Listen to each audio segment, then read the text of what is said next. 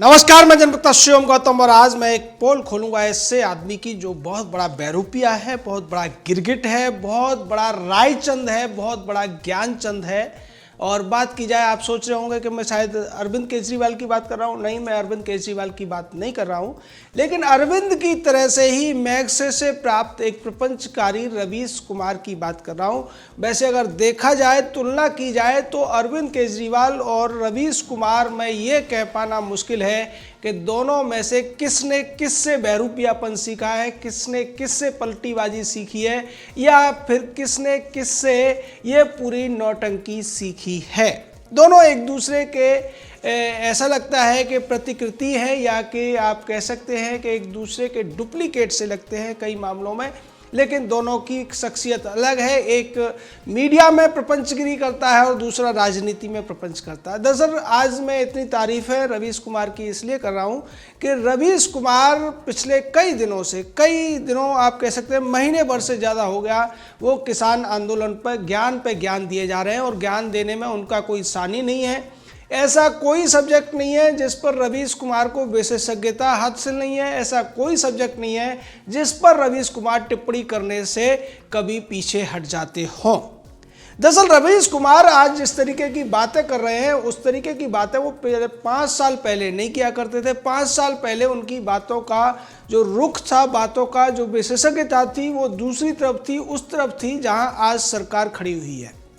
लेकिन आज रवीश कुमार उन बातों को कहते हुए नजर आ रहे हैं जिन बातों का 5 साल पहले वो विरोध कर रहे थे। दरअसल 5 साल पहले रवीश कुमार ने अपने ही चैनल एनडीटीवी में और उसकी जो वेब पोर्टल है उसमें एक आर्टिकल लिखा था कि आड़ती और बैंक के बीच फंसा हुआ है किसान मंडी में बनाए जाते हैं गुलाम। ये एक तुकबंदी भी करने की कोशिश की उन्होंने, और इसको लेकर उन्होंने बड़ी लंबी चौड़ी एक रिपोर्ट पेश कर दी। उस रिपोर्ट में ज़्यादातर जो तथ्य दिए गए थे वो सच्चाई के आसपास ही थे। इसे स्वीकारने में हमें किसी भी प्रकार की शर्म नहीं है, क्योंकि हम तो उस परंपरा के हैं कि सच्ची बात और अच्छी बात अगर कोई भी व्यक्ति कह रहा है, चाहे वो दुश्मन भी हो, हम उसको स्वीकारते हैं, उसका समर्थन करते हैं।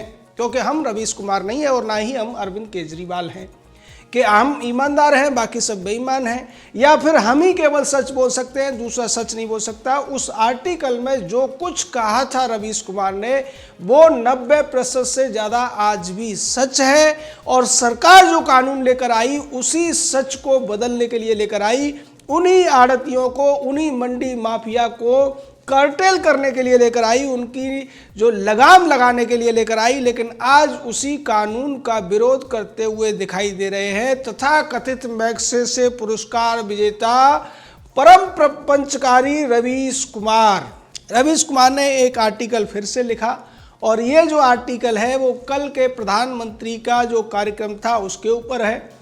उस आर्टिकल के माध्यम से वो 2 लोगों को निशाना बना रहे हैं। एक तो सरकार को निशाना बना रहे हैं, एक मीडिया के उस ग्रुप को निशाना बना रहे हैं जो उनकी जैसी बातें नहीं कर रहा है, यानी कि उनके जैसी दोगलापंती नहीं कर रहा है, उनके जैसी पलटीबाजी नहीं कर रहा है।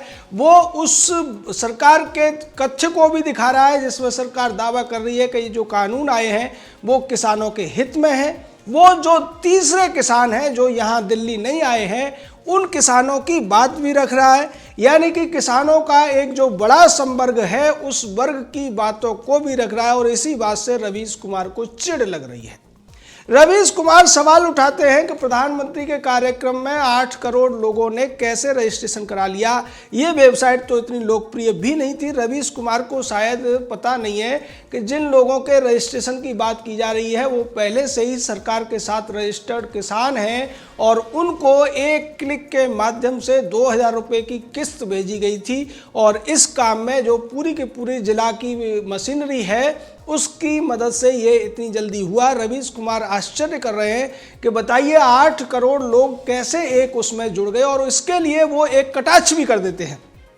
रवीश कह देते हैं अपने नए आर्टिकल में कि ये जो 8 करोड़ लोग जुड़े हैं, क्या ये सभी सरकारी कर्मचारी और उनके घर वाले तो नहीं है। रवीश को शायद पता नहीं है, या तो उनकी याददाश्त कमजोर है, या उनके आंकड़े झूठे हैं, या आंकड़ों में उस तरीके के तथ्य नहीं है। दरअसल पूरे देश में जो सरकारी कर्मचारी है उनकी संख्या 1 करोड़ भी नहीं है। अगर वो सभी अपने परिवार के सदस्यों को भी मिला दें तब भी 8 करोड़ नहीं हो सकते। ये शायद रवीश कुमार को नहीं पता है, क्योंकि वो एक ऐसे चैनल में काम करता है जिसका खुद का मालिक 60-70 करोड़ रुपए का जुर्माना 2 महीने के भीतर से अभी से भुगत चुका है और उसे वो भरना पड़ेगा, क्योंकि उसने बेईमानी की, उसने चोरी की, उसने हेराफेरी की, उसने हवाला का काला कारोबार किया। ये रवीश कुमार का मालिक करता है। रवीश का उसमें कितनी हिस्सेदारी है ये लोगों को रवीश से पूछना चाहिए, या फिर इस पर एक रिसर्च पेपर छपना चाहिए, इस पर रिसर्च होनी चाहिए। ऐसा मैं इसलिए कह रहा हूं क्योंकि बार बार रवीश कुमार अपने हर आर्टिकल में इस शब्द को ज़्यादा इस्तेमाल करते हैं और कहते हैं कि इस पर तो रिसर्च होनी चाहिए, इस पर तो ऑडिट होनी चाहिए। तो इस पर भी रिसर्च होनी चाहिए कि प्रणव राय, राधिका राय के काले कारनामों में, उनकी चोरी में, उनके घोटालों में इस रवीश पांडे का कितने % का हिस्सेदारी है। रवीश कुमार ने जो 2015 में आर्टिकल लिखा था उसमें बड़े ही अच्छे तरीके से, बड़े ही सजावटी तरीके से और अपने चिरपरिचित अंदाज में ये बताने की कोशिश की थी कि जो मंडी माफिया है वो किसान का शोषण कैसे करता है। किसान को पूरी रात जगकर अपने अनाज की रखवाली करनी पड़ती है मंडियों में, वहाँ न चौकीदार होता है न पुलिस होती है।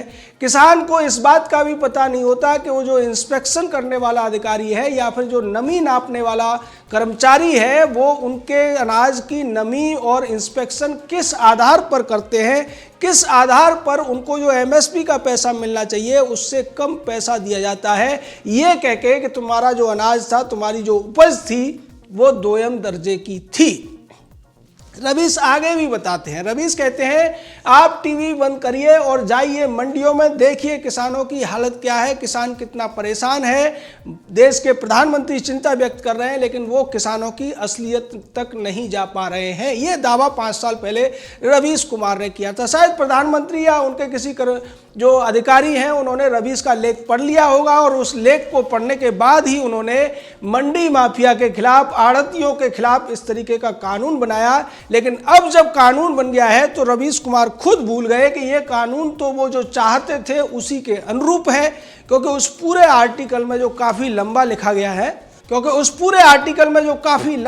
गया है रवीश कुमार ने ये कहने की कोशिश की है कि अगर वास्तव में किसानों का भला करना है, किसानों को विकास करना है तो इस माफिया तंत्र को, इस मंडी तंत्र को तोड़ने की जरूरत है। किसान को उसकी उपज का सही पैसा इन मंडियों के मार्फत नहीं मिल सकता है, क्योंकि मंडी माफिया एक जाति विशेष से आते हैं। जी हाँ, जैसा कि रवीश की पुरानी आदत है, आपको याद होगा रवीश कुमार का एक पुराना डायलॉग है, कौन जात हो, वो हर जगह पर जाति को जरूर घुसाते हैं, जाति को जरूर लेके आते हैं। आज के भी अपने आर्टिकल में उन्होंने जाति का जिक्र किया है, उसकी चर्चा बाद में करूंगा, लेकिन उस आर्टिकल में भी रवीश कुमार एक जाति विशेष पर निशाना साध रहे और वो ये कहते हुए नजर आ रहे हैं कि ये जो मंडी माफिया है, ये जो आड़तिया है, ये परंपरागत रूप से एक जाति विशेष से आता है और ये लोग किसानों का शोषण भी करते हैं, लेकिन किसान इनको अपना एक तरीके से हमदर्द भी मानते हैं। और हमदर्द क्यों मानते हैं, ये वही बात है जो आज भी सिंगू बैटर पर बैठे हुए किसान आड़तियों के पक्ष में तर्क दे रहे हैं। वो तर्क ये है कि बैंकों से किसानों को आसानी से पैसा नहीं मिलता, लेकिन ये जो आड़तिया बंधु है, ये जो मंडी वाला बंधु है, ये हमें आसानी से पैसा दे देता है। इस बात का जिक्र रवीश भी करते हैं, लेकिन आगे कहते हैं कि जो ब्याज है वो बहुत मुश्किल है और जो वसूली है वो बड़ी सख्त है। ये सारी वो दिक्कतें हैं जिनका अध्ययन विशेषज्ञों ने भी किया और उसी के आधार पर सरकार ने एपीएमसी को लेकर कानून में तब्दीली की और किसानों को यह अधिकार दिया कि किसान अपनी उपज को कहीं भी ले जाकर बेच सकता है, उसका दाम खुद तय कर सकता है। एमएसपी तो सपोर्ट के लिए है, किसान उससे ऊपर बेचने के लिए स्वतंत्र है और वास्तव में ऐसा हो भी रहा है। कुछ किसान हैं जो अपने आप को उन्नत किसान कहते हैं, या हम भी उन्हें उन्नत किसान कह सकते हैं, जो समझदार किसान हैं, वो अपनी उपज को कभी भी एमएसपी पर नहीं बेचते, वो उससे ऊपर ही दाम वसूलते हैं। और इसके उदाहरण के लिए मैं बता देता हूं, रवीश कुमार भी अगर मेरा वीडियो देखे तो वो समझ लें कि एमपी में जो गेहूं उत्पादित होता है उसका किसान उसकी जो कीमत वसूलता है वो सरकारी एमएसपी से काफ़ी ज़्यादा होती है, 1.5 गुने से भी ज़्यादा होती है, क्योंकि उस गेहूं की जो मांग है वो बहुत ज़्यादा है और किसानों के खेतों तक चलकर खुद चक्की वाले और बड़ी बड़ी फैक्ट्रियों वाले और बहुत से जो खुद खाने के लिए खरीदते हैं वो भी पहुंच जाते हैं। किसान को कहीं जाने की जरूरत नहीं पड़ती क्योंकि वो समझदारी से काम लेता है। सरकार जो कोशिश कर रही है वो सभी किसानों के लिए कर रही है। इस बात को रवीश कुमार ने 5 साल पहले उठाया था। हम तो कहते हैं कि रवीश कुमार को ही इन कृषि कानूनों का श्रेय दे देना चाहिए क्योंकि रवीश कुमार ने 5 साल पहले एक आर्टिकल लिखा था कि आड़ती और बैंक के बीच फंसा हुआ है किसान, मंडी में बनाए जाते हैं गुलाम। इस आर्टिकल को लिखने वाले इतने बड़े रायचंद, इतने बड़े ज्ञानी, परम प्रपंचकारी रवीश कुमार खुद भूल गए कि वो 5 साल पहले क्या कहते थे। आज रवीश को ये लगता है कि सरकार को जो आंदोलनकारी किसान हैं उनकी बात सुननी चाहिए और आगे वो कहते हैं कि सरकार उनसे मुकाबला करने के लिए सूचना तंत्र का इस्तेमाल कर रही है और इसके लिए उसने गोदी मीडिया और अर्धगोदी मीडिया, रवीश कुमार अब पूरे के पूरे मीडिया को ही गोदी मीडिया की श्रेणी में रख रहे हैं। गोदी मीडिया यानी कि सरकार के लिए बात करने वाली मीडिया, रवीश कुमार की तरफ से न बोलने वाली मीडिया या रवीश कुमार के गैंग में शामिल न होने वाले मीडिया को रवीश कुमार गोदी मीडिया और अर्धगोदी मीडिया बोल रहे हैं और ये कह रहे हैं कि ये जो गोदी मीडिया है ये इन किसानों को आतंकवादी, खालिस्तानी और अलगाववादी दिखाने की कोशिश कर रही है। उनका दर्द बताने की बजाय उन्हें ही विलेन बताने की कोशिश कर रही है और इसके लिए उसे सरकार से बहुत कुछ मिल रहा है। रवीश कुमार गोदी मीडिया कहने से पहले ये भूल जाते हैं कि वो किस तरीके की कामी मीडिया के सदस्य हैं।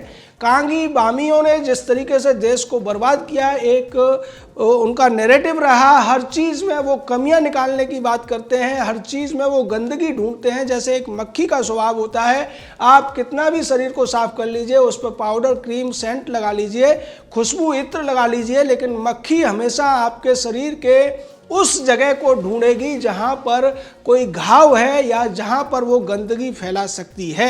उसी तरीके से ये प्रपंचकारी रवीश कुमार हर अच्छे काम में भी कहीं ना कहीं से गंदगी वाला एंगल ढूंढ कर ले आएंगे। जैसा कि गोदी मीडिया को भी उन्होंने कह दिया कि ये जो पूरा का पूरा गोदी मीडिया है ये उत्तर भारतीय जाति तंत्र का एक बड़ा पैरोकार है। यहाँ रवीश कुमार पंजाब के लंगरों की तारीफ करते हैं, पंजाब के किसानों की तारीफ करते हैं, लेकिन उत्तर भारत के एक बड़े के वर्ग को वो सीधे तौर पर जातिवादी गोदी मीडिया करार देते हैं। जबकि रवीश कुमार खुद रवीश पांडे हैं और रवीश पांडे का जो भाई है वो बिहार में महिला तस्करी के लिए जेल जा चुका है और महिला तस्करी और बलात्कार के केस में वो जमानत पर है। उसी रवीश कुमार की बहन के ऊपर भ्रष्टाचार का आरोप लगा था, उसके भाई पर भ्रष्टाचार का आरोप लगा और रवीश का खुद का मालिक प्रणव राय, राधिका राय भ्रष्टाचार के आरोप में तमाम जो जुर्माने हैं उनको झेल रहे हैं। खुद रवीश कुमार भी तमाम तरीके के प्रपंच और भ्रष्टाचार में लिप्त रहे हैं। भ्रष्टाचार का मतलब केवल रिश्वत लेना नहीं है, भ्रष्टाचार का मतलब होता है गलत आचरण। और जिस तरीके के 2 तथ्य हमने आपके सामने रखे कि आज रवीश क्या कह रहा है और 5 साल पहले रवीश ने किस बात के लिए कहा था। 5 साल पहले रवीश ने जो कहा था, सरकार उसी समस्या को सुलझाने के लिए कानून लाती है, लेकिन आज उसी समस्या को सुलझाने के लिए बनाए गए कानून का विरोध रवीश कर रहा है। इसका मतलब क्या है? क्या रवीश ने रिश्वत ली है या फिर रवीश फिर से पलटीबाजी कर गया है?